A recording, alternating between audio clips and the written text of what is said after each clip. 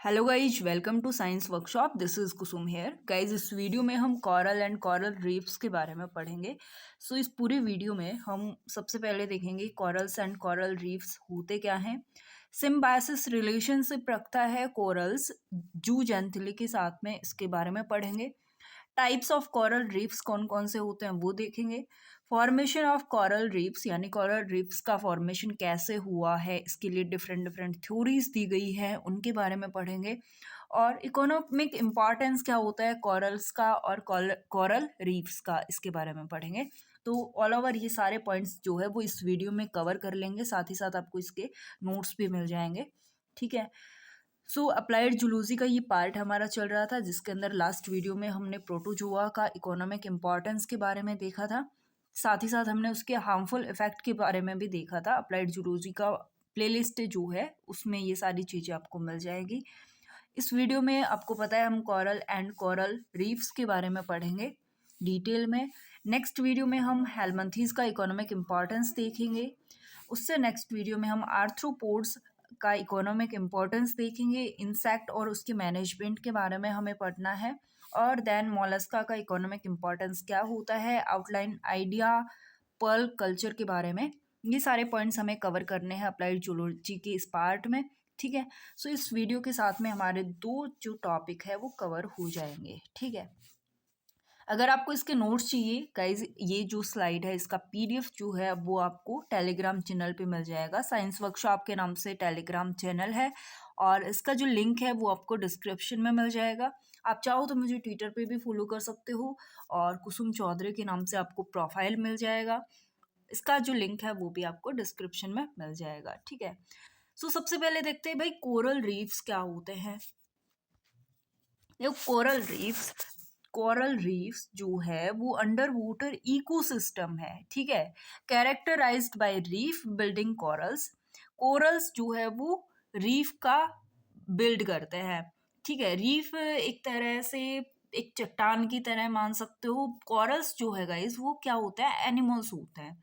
और उन एनिमल्स को हम कोरल पॉलिप्स के नाम से जानते हैं, जो कि कॉलोनीज में भी रह सकते हैं या फिर इंडिविजुअल भी रह सकते हैं। और ये जो कोरल पॉलिप्स हैं ये कैल्शियम कार्बोनेट का सीक्रेशन करते हैं। ठीक है। और यही जो है कोरल पॉलिप्स जो है कैल्शियम कार्बोनेट के सीक्रेशन से रीफ का फॉर्मेशन कर लेते हैं। Okay. Coral belongs to the class anthozoa. Coral किससे बिलोंग करते हैं भाई, क्लास एंथोजोआ से बिलोंग करते हैं। और इनका फाइलम कौन सा है, निडेरिया। निडेरिया फाइलम में क्लास एंथोजोआ से कोरल जो है वो बिलोंग करते हैं। Coral secret hard carbonate exoskeleton that support and protect the corals. Coral जो है यानी कोरल तो एनिमल है जो कि कार्बन कैल्शियम कार्बोनेट जो है उसका एक्जोस्केलेटन रखते हैं, जो कि इसको सपोर्ट करता है और प्रोटेक्ट करता है। ठीक है। मतलब इनका एक्जोस्केलेटन किसका बना होता है, हार्ड कार्बोनेट का बना होता है। Okay. Most reefs grow based in warm. जो भी रीफ्स है सबसे ज़्यादा वार्म वाटर में, शैलो वाटर में, क्लियर एंड सनी वाटर में जो है वो ग्रो करती हैं। और इनके लिए वार्म वाटर लगभग 20 to 30 डिग्री सेल्सियस के बीच में होना चाहिए। ये एवरेज रेंज है। लेकिन सबसे बढ़िया रेंज अगर देखें तो 23 to 27 डिग्री सेल्सियस इस टेम्परेचर पे सबसे अच्छा ग्रोथ जो है वो इनका देखा गया है कोरल रीफ्स का। They occupy less than 0.1% of the world's ocean area. ये पूरे वर्ल्ड के ओशियन एरिया का 0.1% से भी कम एरिया को ऑक्यूपाई करके रखते हैं। मतलब बहुत ही कम एरिया है एक तरह से देखे तो।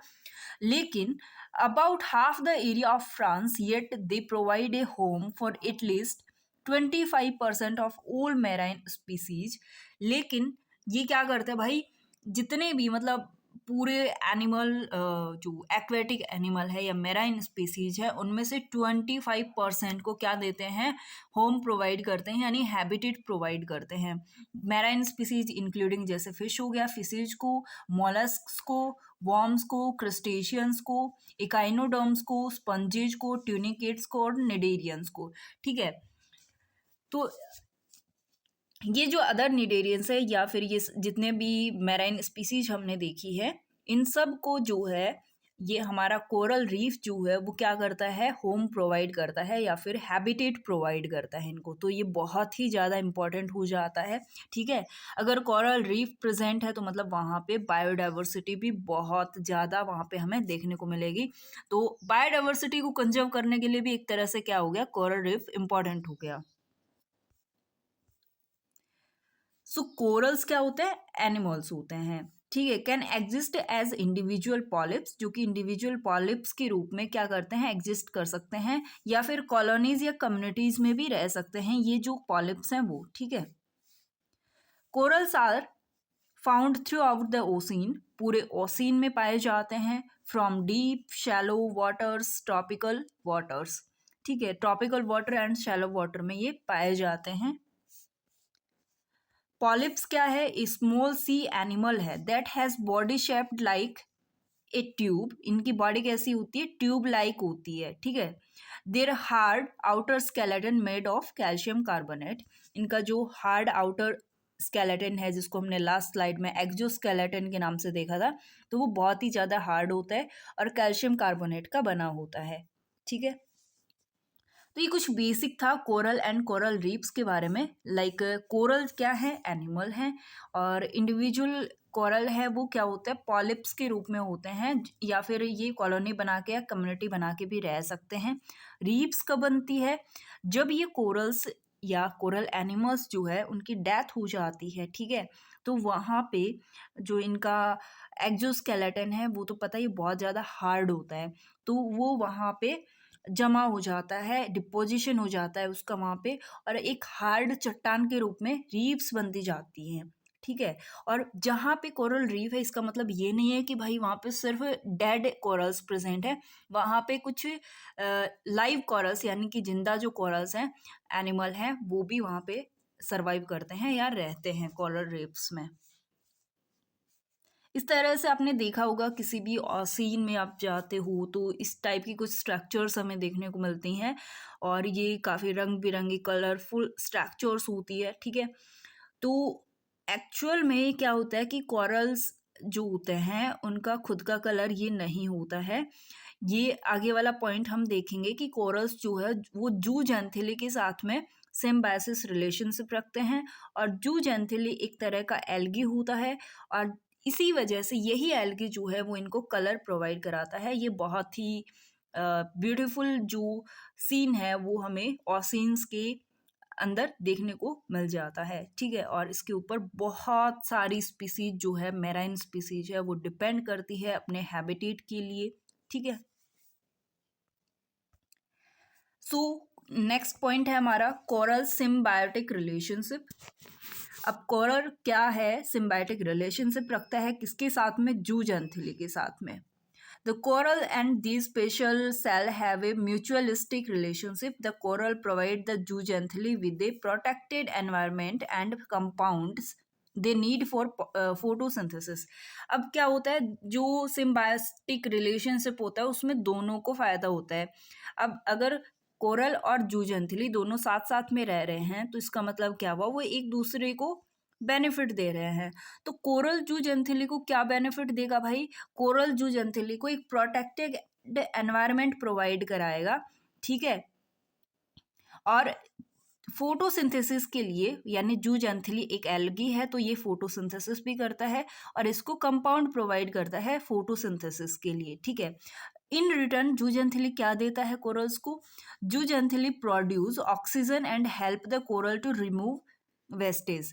अब जू जेंथिली फोटोसिंथेसिस करेगा तो ऑक्सीजन प्रोवाइड कराएगा, और साथ ही साथ जो रिमूव वेस्ट जो मटेरियल्स है उसको कोरल से रिमूव करेगा। Most importantly zooxanthellae supply the coral with glucose, glycerol and amino acid which are the products of photosynthesis.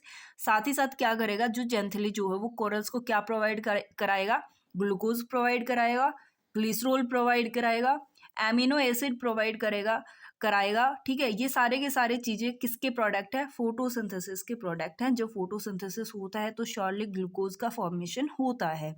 तो ये सारी चीज़ें फोटोसिंथेसिस के थ्रू जूजेंथिली बनाता है और कोरल को प्रोवाइड कराता है। बदले में कोरल जो है जूजेंथिली को क्या देगा, प्रोटेक्टेड एनवायरनमेंट देगा, फोटोसिंथेसिस के लिए जिन कंपाउंड की उसको ज़रूरत है वो प्रोवाइड कराएगा, ठीक है। The coral uses these products to make protein. अब कोरल को जूज एंथली ने ये सारी चीज़ें प्रोवाइड करा दी भाई।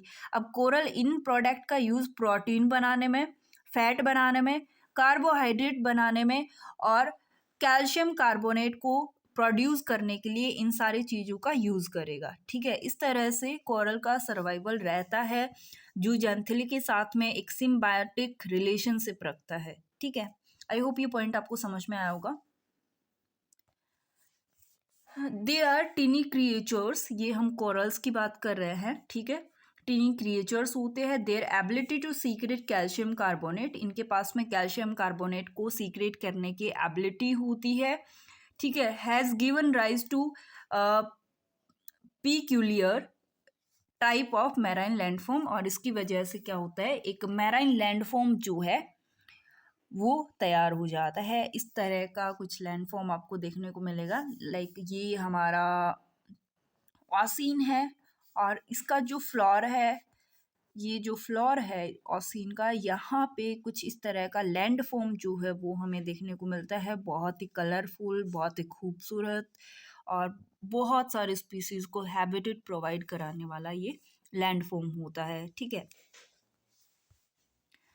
नेक्स्ट पॉइंट है गाइस हमारा टाइप ऑफ कोरल रीफ्स। कितने टाइप के होते हैं? अगर कोरल की बात करें ना गाइस, कोरल, सिर्फ कोरल की बात करें तो ये होता है दो टाइप का। एक तो होते हैं हार्ड कोरल, ठीक है, और दूसरे होते हैं सॉफ्ट कोरल।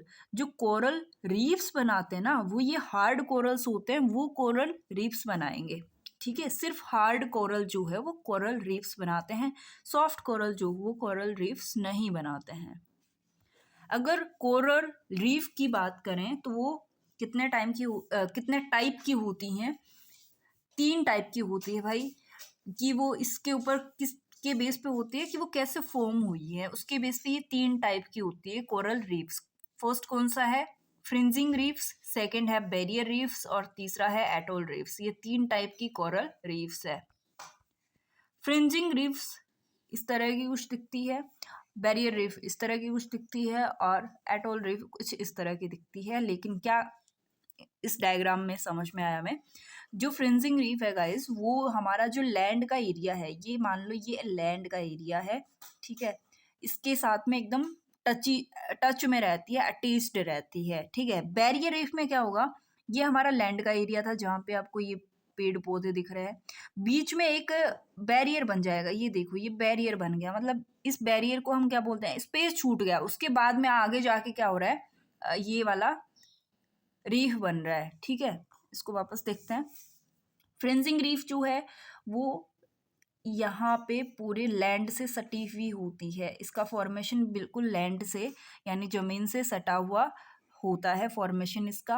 अगर बैरियर रीफ की बात करें तो लैंड और रीफ के बीच में एक बैरियर आ जाएगा, ये वाला बैरियर, और ये बैरियर क्या कहलाएगा, लैगून कहलाएगा, ठीक है। तो इसको हम बैरियर रीफ बोलते हैं, यानी कि लैंड और रीफ के बीच में क्या है, एक बैरियर है जिसको हम लैगून बोल रहे हैं।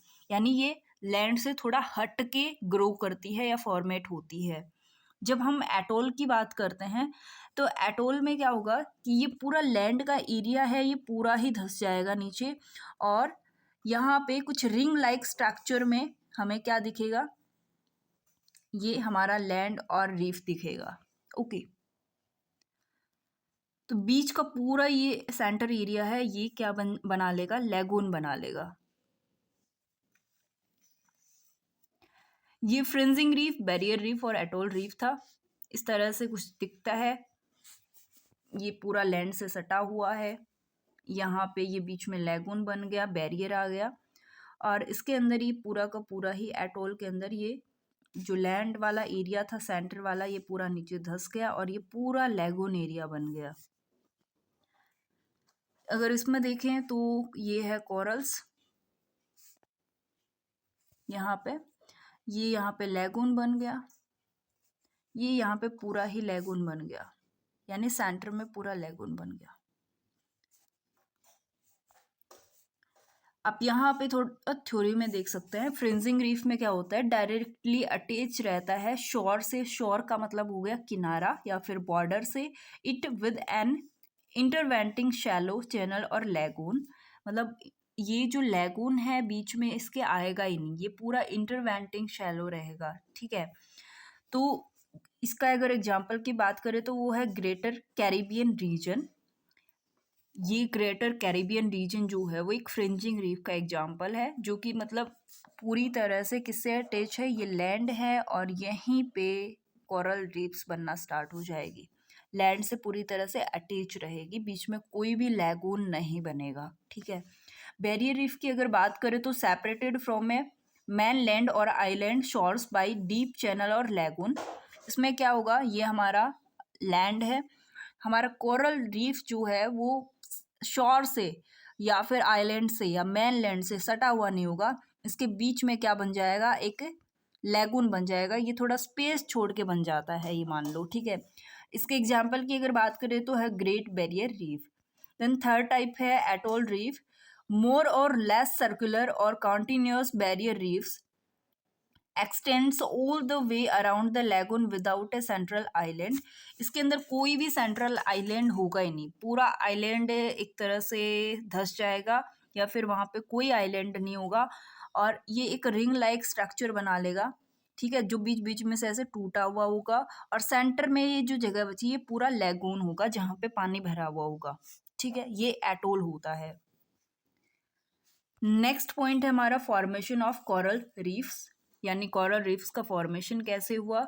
Many theories have been advanced to explain coral reef formation but none are entirely satisfactory. बहुत सारी थ्योरीज दी गई हैं कोरल रीफ के फॉर्मेशन के लिए, लेकिन सारे के सारे थ्योरीज जो है वो पूरी तरह से सेटिस्फाई नहीं करती हैं कि कोरल रीफ्स का फॉर्मेशन कैसे हुआ है। लेकिन उनमें से दो थ्योरी ऐसी हैं जो कि कन्विंस करती हैं इसकी इम्पोर्टेंस को कि कैसे इसका फॉर्मेशन हुआ होगा। एक थ्योरी है subsidence theory of by Darwin और दूसरी है glacial control theory by Daly. Subsidence theory जो है वो डार्विन ने दी थी और ग्लेशियल कंट्रोल थ्योरी जो है वो डेली नाम के एक साइंटिस्ट ने दी थी। सबसे पहले हम सबसिडेंस थ्योरी बाय डार्विन के बारे में पढ़ेंगे। According to this theory as put forth by Darwin 1831, इस थ्योरी को 1831 में जो है वो डार्विन ने दिया था। फ्रिंजिंग रीफ जो है वो सबसे पहले फॉर्म हुई थी, ठीक है। इन्होंने मेनली क्या बोला था, मेन पॉइंट इनका ये है कि इन्होंने ये बोला सबसे पहले फ्रिंजिंग रीफ का फॉर्मेशन हुआ, उसके बाद में बैरियर रीफ का फॉर्मेशन हुआ फ्रिंजिंग रीफ से, ठीक है, और उसके बाद में बैरियर रीफ से एटोल रीफ का फॉर्मेशन हुआ। तो इस तरह से उन्होंने बोला था कि सबसे पहले फ्रिंजिंग रीफ, फिर बैरियर रीफ और फिर एटोल रीफ का फॉर्मेशन हुआ है, ऐसा डार्विन ने अपनी थ्योरी में बताया था। लेकिन सबसे पहले फ्रिंजिंग रीफ का फॉर्मेशन हुआ कैसे,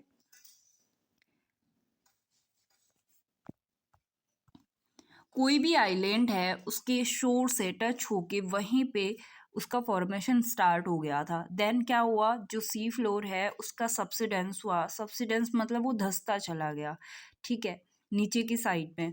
और जो रीफ है वो अपवर्ड साइड में क्या हुआ, रीफ जो है वो अपवर्ड साइड में ग्रो करता चला गया और आउटवर्ड साइड में ग्रो करता चला गया। तो इस तरह से फ्रिंजिंग रीफ से क्या बन गया, बैरियर रीफ बन गया, ठीक है। जो सी फ्लोर है वो तो सबसे डेंस हो गया और जो रीफ है, जो फ्रिंजिंग रीफ था हमारे पास में, वो अपवर्ड और आउटवर्ड साइड में ग्रो करता चला गया, बीच में एक लैगून बन गया जिसकी वजह से, और फ्रिंजिंग रीफ से इस तरह से बैरियर रीफ बन गया। By gradual sinking the island ultimately vanished. अब ये पूरी तरह से आइलैंड जो था वो नीचे की तरफ धंसता चला गया, सिंक होता चला गया, है ना। तो अब बीच में ये आइलैंड ही नहीं बचा, ठीक है। तो यहाँ पे पूरा लैगून बन गया, ये बीच में आइलैंड नहीं बचा तो ये पूरा लैगून बन गया सेंटर का लेवल, और ये बाहर रिंग लाइक एक स्ट्रक्चर बन गई रीफ्स की, ओके। और अगर रिंग लाइक स्ट्रक्चर है रीफ्स की, उसको हम क्या बोलते हैं भाई, एटोल रीफ बोलते हैं, और बीच में एक सेंट्रल लैगून है। In time it acquired a growth of vegetation, और उसके बाद में यहाँ पे वेजिटेशन का ग्रोथ का एक्वायरमेंट हो गया।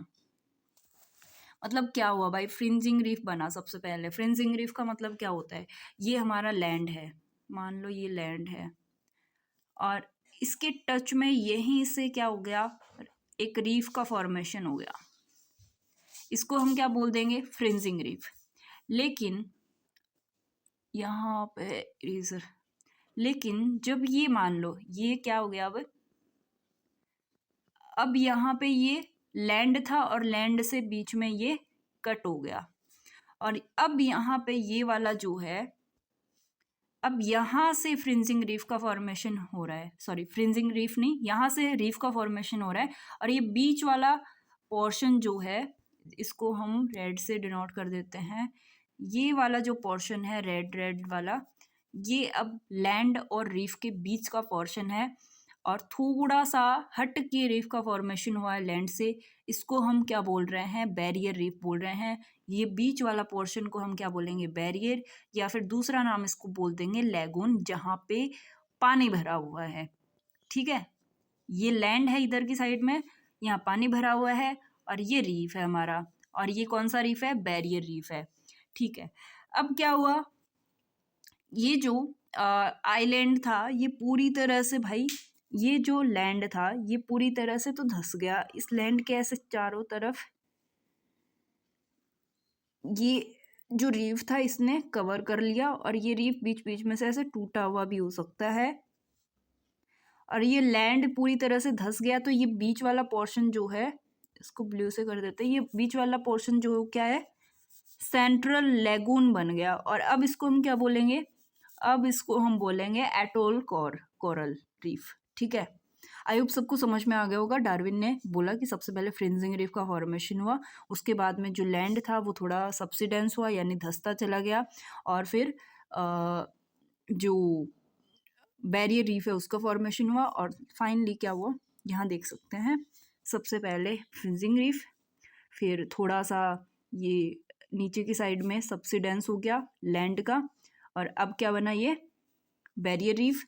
अब ये पूरी तरह से देखो, ये पूरी तरह से ही धंस गया आइलैंड, अब क्या बन गया, ये एटोल रीफ। ठीक है, यहाँ देख सकते हैं ये भाई रीफ का फॉर्मेशन हुआ था, ये हमारा एक लैंड था, ये रीफ का फॉर्मेशन हुआ है। ठीक है, जो कि क्या है, फ्रिंजिंग रीफ है। लेकिन अब यहाँ थोड़ा सा ये लैंड का पोर्शन है, ये क्या हो गया, धंस गया। सबसिडेंस का मतलब नीचे की साइड में धंस गया। ठीक है, अब क्या हो गया, ये पूरा धंस गया, तो यहाँ पे बीच में एक लैगून बन गया, और अब इसको बोल रहे हैं बैरियर रीफ। और यहाँ पे आप देखोगे एटोल में लास्ट में ये हमारा लैंड था, ये पूरी तरह से नीचे धंस गया। ठीक है, और ये बीच वाला पोर्शन जो होगा वो होगा लैगून, जहाँ पे पानी भरा हुआ होगा, और ये बाहर की साइड में ये पूरा कवर कर लेगा इसको, और इसको बोलेंगे एटोल। ठीक है, आई होप सबको समझ में आया होगा।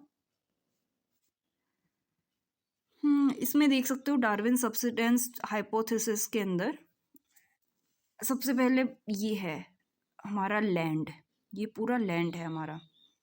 इसके साइड में क्या हो रहा है, इसके जस्ट साइड में क्या हो रहा है, रीफ का फॉर्मेशन एकदम टच हो के। अब यहाँ पे ये देखो, ये वाला पोर्शन देख रहे हैं, सिर्फ ये बैरियर रीफ के बारे में देख रहे हैं, तो यहाँ पे ये बीच में एक लैगून बन गया। लेकिन यहाँ एटोल में देखेंगे तो ये पूरी तरह से ही धंस गया भाई, अब तो ये नीचे ही रह गया, अब तो ये लैंड वाला एरिया इसके बीच में है ही नहीं। अब बीच वाला पोर्शन पूरी तरह से पानी से भर गया, और बाहर की साइड में जो है ये रिंग लाइक स्ट्रक्चर में रीफ बना लिया। ठीक है, आई होप ये पॉइंट आपको सबको समझ में आ गया होगा। देन नेक्स्ट थ्योरी है वो डेली की थी, और डेली ने क्या बोला था, ग्लेशियल कंट्रोल थ्योरी के बारे में बताया था। ग्लेशियल कंट्रोल थ्योरी में क्या बोलता है भाई डेली, कि एक टाइम था जब आइस एज हुआ करता था, यानी कि हिम पीरियड हुआ करता था, इस तरह से हिंदी में कुछ बोल सकते हैं ना। ग्लेशियल कंट्रोल थ्योरी के अंदर डेली ने बोला था कि भाई जब आइस एज था उस टाइम ग्लेशियर बने मतलब पूरा का पूरा वो जम गया था, और पानी का जो समुद्र का ओशन का जो लेवल है वो क्या हो गया था, ड्रॉप हो गया था। और ये ड्रॉप कितना हुआ था, समथिंग 33 to 38 फैदम जो है, फैदम की बात कर रहे हैं। फैदम मतलब जैसे कि हम मीटर में मापते हैं, गहराई को हम वैसे फैदम में मापते हैं, ठीक है। समथिंग 1.2 या फिर 1.8 मीटर होता है, 1 फैदम इज इक्वल टू, ठीक है। तो इस तरह से हम गहराई को मापने के लिए फैदम का यूज़ करते हैं। तो 33 से लेके 38 तक जो है वो फैदम जो सी का लेवल है वो ड्रॉप हो गया था आइस एज में, ठीक है। लेकिन जब ड्रॉप हुआ तो वो एक दिन में ड्रॉप नहीं हो जाता कि भाई एकदम से ड्रॉप हो गया। वो जैसे जैसे वेव आती है और जो वेव है उसकी वजह से ड्रॉप होता जाता है, तो वो जो वेव्स आती है उसकी वजह से ये वाला जो पोर्शन है इसके साइड वाला ये कट होता चला गया वेव्स की वजह से, लैंड वाला, ठीक है, आइलैंड वाला। अब यहाँ पे ये पोर्शन जो बना है ये अब खाली हो रखा है, ठीक है। यहाँ पे क्या बनेगा, जब सी लेवल राइज होगा तो यहाँ पे सी लेवल राइज होगा तो ये वाला पोर्शन जो वेव से कट हुआ था यहाँ पे रीफ का फॉर्मेशन होने लग जाएगा। पहले जो रीफ के अगर कोई रीफ कोरल्स बन भी रहे थे तो वो सी का वाटर बहुत ज़्यादा ठंडा हो गया था, और जो ठंडा वाटर है वो कोरल के सर्वाइवल के लिए काफ़ी फेवरेबल नहीं होता है, तो वो डेड हो जाते थे। लेकिन जब सी लेवल बढ़ा तो उस टाइम कुछ यहाँ पे उनको ऐसी कंडीशंस मिली कि थोड़ा वार्म वाटर भी मिल रहा है, शैलो वाटर भी मिल रहा है, और इनकी डेप्थ भी ज़्यादा नहीं है। और डेप्थ ज़्यादा क्यों नहीं भाई, उसको सनलाइट भी चाहिए होता है क्योंकि वो जूज एंथली के साथ में क्या करके रखता है, सिम्बायोसिस रिलेशन रखता है, और जूज एंथली जो है वो फोटोसिंथेसिस करता है, और इसी वजह से ये ज़्यादा डेप्थ में नहीं होना चाहिए। तो यहाँ पे क्या हुआ, कोरल रीफ्स का फॉर्मेशन हुआ, ठीक है। देखो सबसे पहले यहाँ पे देखते हैं, सबसे पहले क्या हुआ कि ये था भाई, एक सेकेंड, हाँ यहाँ पे हमारे पास में ये आइलैंड था, ठीक है। ये हमारा सी लेवल है। जब आइस एज आया, ठीक है, जब आइस एज आया तो ये हमारा सी लेवल घट के यहाँ आ गया। लेकिन जब ये घटा था, ठीक है, जब ये घटा था मतलब ये इतना कम हो रहा है, तो ये कितना कम हो रहा है, 33 टू 38 फैदम जो है वो कम हुआ था, फैदम, इस तरह से शायद ये स्पेलिंग होगा, स्पेलिंग चेक कर लेना। तो ये जब कम हुआ तो कुछ वेव से कम हुआ, उस वेव ने ये वाला जो पार्ट था, ये वाला जो पार्ट था, ये वाला आइलैंड वाला, इसको कट कर दिया, ठीक है। ये आइलैंड वाला पार्ट जिसको मैंने ट्रेंगल से डिनोट किया है, दोनों साइड में ही कर लेते हैं, ये आइलैंड का पार्ट नहीं है गाइस, वापस से बनाते हैं भाई। ये हमारा क्या है, आइलैंड है, यहाँ पे हमारा सी लेवल है, और ये जब गिरा तो यहाँ पे आ गया, ठीक है। और कितना कम हुआ, 33 टू 38 फैदम कम हो गया।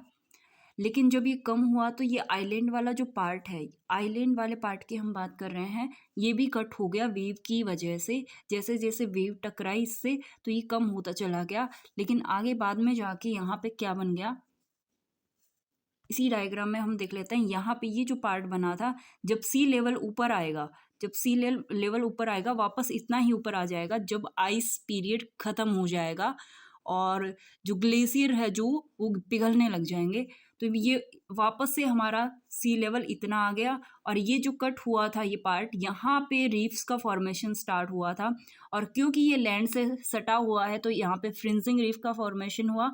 और देन बाद में अगर यहाँ पे एक लैगून बन गया लैंड के पास में तो वो बैरियर रीफ बना लेगा, और जो ये पूरी तरह से अगर बीच में से हट गया लैंड वाला एरिया तो वो क्या बना लेगा, एक एटोल बना लेगा। इस तरह से ये पूरा का पूरा थ्योरी दिया था किसने, डेली ने, और इसने सिर्फ सी लेवल के बेस पे ये थ्योरी दिया था, ठीक है। तो आई होप ये गाइज आपको समझ में आया होगा। यहाँ पे हम थ्योरी के अंदर देख लेते हैं थोड़ा, यहाँ ग्लेशियर कंट्रोल थ्योरी में हमने थोड़ा सा ज़्यादा टाइम ले लिया, ठीक है। आई होप पॉइंट समझ में आ गया हो। Another theory, as pronounced by Daly, accounts for the lowering of the ocean level by the withdrawal of water for glacial formation, यानी ग्लेशियल फॉर्मेशन जब हो रहा था तो ओशन लेवल जो है वो कम हो गया था, ठीक है, वाटर कम हो गया था क्योंकि ग्लेशियल फॉर्मेशन में वो चला गया था, वो जम गया था वाटर, ठीक है। This resulted in exposing of several flat platform cut out by the action of waves. waves के एक्शन की वजह से बहुत सारे फ्लैट प्लेटफॉर्म को कट कर दिया था, किसने, वेव ने। When the glacier melted, जब ग्लेशियर मेल्ट हुए and the temperature become favourable, और टेम्परेचर भी फेवरेबल हो गया, तब कोरल ने ग्रो करना स्टार्ट किया जो प्लेटफॉर्म कट हुए थे वहाँ पे, ठीक है। Building higher as the ocean level rose, और साथ ही साथ जो ओशन लेवल राइज हो रहा था वहाँ तक भी इसने ग्रो किया। Most reefs grew at the rate of 100 to 200 mm each year. अब इसका ग्रोथ करने का रेट क्या था, 10 से 200 mm पर ईयर था, यानी बहुत ज़्यादा नहीं था। Most of the exciting reef could have formed with the period of 15,000 to 30,000 year. मतलब किसी भी मतलब रीफ को, कोरल रीफ को बनने के लिए कितना टाइम लग रहा है, 15,000 से 30,000 का साल लग रहा है, ठीक है। कोरल एक एनिमल होता है, लेकिन एनिमल से पूरे रीफ का फॉर्मेशन, एक पूरी इकोसिस्टम का फॉर्मेशन बनने में टाइम लगता है। तो इन्होंने बताया कि बहुत सारे एक्साइटिंग रीफ को बनने के लिए लगभग 15,000 से 30,000 साल का टाइम लगा था, ठीक है। आई होप ये पॉइंट आपको समझ में आ गया होगा गाइज। अगला जो हमारा पॉइंट है वो है economic importance of coral and coral reefs का, ठीक है। तो मेन अगर पॉइंट देखें तो बायोडाइवर्सिटी में ये बहुत ज़्यादा इंपॉर्टेंट रोल प्ले करता है कोरल रीफ, ठीक है। फिशरीज के लिए बहुत ज़्यादा इंपॉर्टेंट रोल प्ले करता है क्योंकि ये फिशेज को क्या करेगा, हैबिटेट प्रोवाइड कराएगा, उसको फूड भी प्रोवाइड कराएगा, ठीक है। तो फिशेज का क्या होगा, ज़्यादा से ज़्यादा ग्रोथ होगा और फिशरीज में ये बहुत ज़्यादा हेल्पफुल रहता है। टूरिज़्म को सपोर्ट करता है, लाइक आपने देखा होगा बहुत ही कलरफुल एंड ब्यूटीफुल ये स्ट्रक्चर होती है कोरल एंड कोरल रीफ्स की, और इस वजह से टूरिस्ट जो है वो इसकी तरफ में अट्रैक्ट होते हैं, तो ये टूरिज़्म को भी बढ़ावा देता है और जिससे बहुत ज़्यादा इकोनॉमिकली बेनिफिट होता है।